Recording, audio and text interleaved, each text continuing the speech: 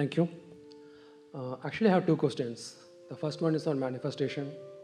Say there is so many schools of thought. One says like create a vision board and forget about that. Slow down. Okay. So many different schools of thought. One says Create a vision board and forget about that. Let go. create a vision board and forget about it. Let it go. And second one says like visualize and let go. And your mode is like keep on feeling good as often as possible every day. So here's the distinction. We know that if you've been listening to us for a while, you've even found some confusion in what we teach, because we say you are a deliberate creator, be a deliberate creator, and then we say practice the art of allowing. You've already created it all, now just chill out and allow what you've created to be. So here's the distinction.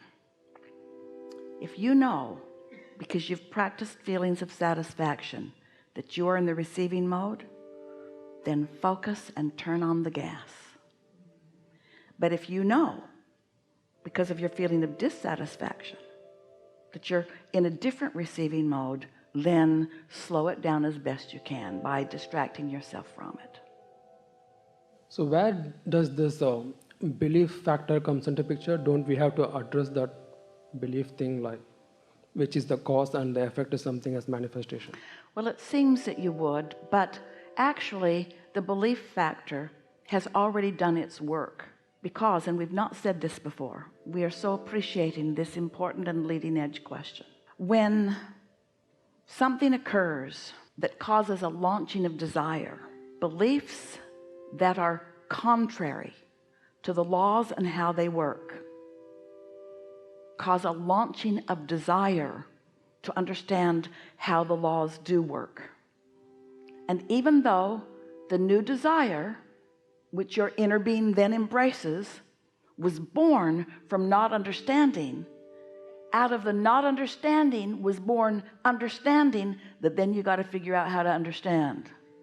Because your inner being stands knowing your power and knowing your value and knowing a path that's going to be pleasing for you, and is calling you constantly. So as your inner being is calling you, and because of what you believe you're not coming, your inner being calls you more and you still don't come, and your inner being calls you more and you still don't come, and eventually there is a sort of crisis of experience that causes you to ask for something that you could never have asked for before if that hadn't happened. And when that asking happens, your inner being says, the asking happened. And your inner being holds you now steady in that new place that a part of you in your humanness came to. And then your inner being holds that place, holds it steady, and offers the frequency of it. And now it's easier for you to find it than ever before, because you, from your humanness, gave birth to it. So for sure you can achieve it, because if this time-space reality has the wherewithal to produce a desire, it can produce the complete manifestation of the desire. And coming back to the second question, like a man who is dependent on the stick to walk. So likewise we have man who is dependent upon the stick to walk. Yeah. Crutches, yeah. Crutches.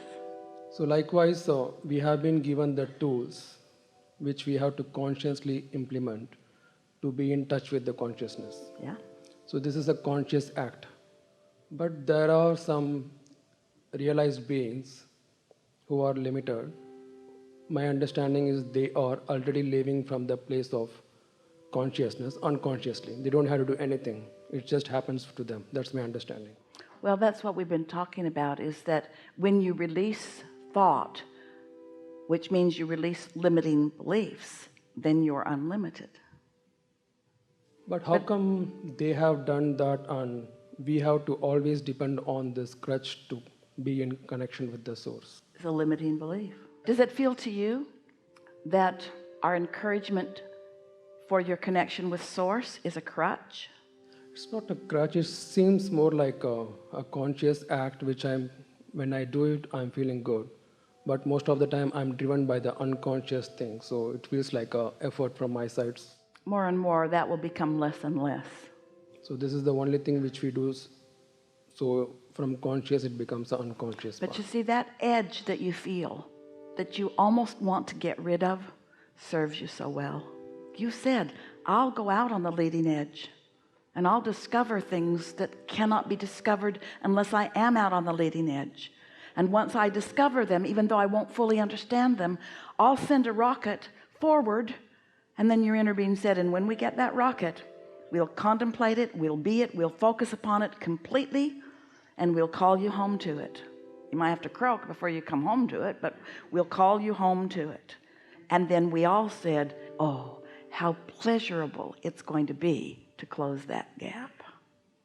But there are many people like who don't have the desire to even think in such lines like there is a source exists and when we connect. Well, maybe not a desire that is on par with yours, but no one can live without producing desire.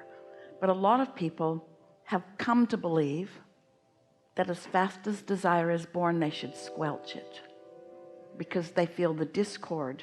We say, if you're going 100 miles an hour and you hit a tree, it's a big problem.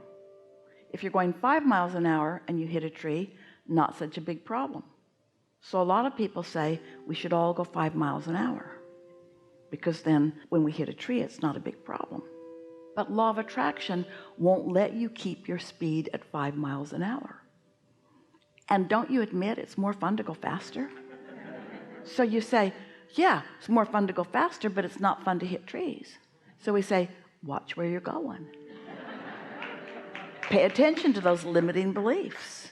And as you release them, or just deactivate them, or don't keep bringing them forward, then you can go faster and faster and have more fun. And then you say, but what about those who aren't having more fun? And we say, the best you can do for them is to teach to the clarity of your own alignment. You cannot get sick enough to help a sick person become well. And you cannot get poor enough to help a poor person become more prosperous. And you cannot get confused enough to help a confused person become clear.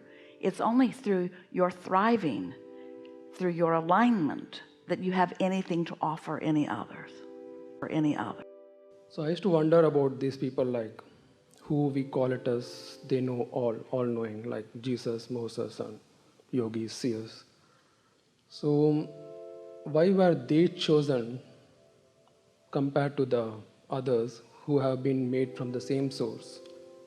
Because if there is a cause, there must be effect. I'm trying to understand what is the cause. So we chose some specific people to do such things compared to others who have to be always the followers. Well, that's a misunderstanding. Every one of you has an inner being, and every one of you has access to all of this. But sometimes those like Esther, those like you, those like Jesus find alignment, and then with it find satisfaction and knowing, and then others who are in the vicinity benefit by what they know. There does not need to be one intermediary between you and your source. And look what usually comes of it when they make someone that. In the beginning, when Jerry realized that Esther was communicating with Abraham, and he said, isn't this potentially worrisome? Don't those kind of people usually end up with some horrible death? And we said, not all of them. Some people just like the drama. You do, you like the drama. And you like the justification, and you like the explaining it in that way. Do you feel how clear you feel right now? Doesn't life feel good to you? Don't you feel open-ended? Don't you feel eternal? Don't you feel eager about life? Doesn't it feel simpler to you? Aren't you sort of willing to just get out into the day and not think too hard and not try to figure it all out at once, but just take your happy being and let the universe respond to you in the way it responds to happy beings? Yeah. Yeah, one final thing, like, is there any specific reason you don't wear shoes? Is it something? It's easier for us to inspire Esther to better balance without them, because the shoes restrict. And if you notice, we are squirming around. In her stationary position, we are wanting to keep the juices flowing within her. Some might say it is more grounding. That's not what we're about at all. It's just more satisfying. All right, thank you so much.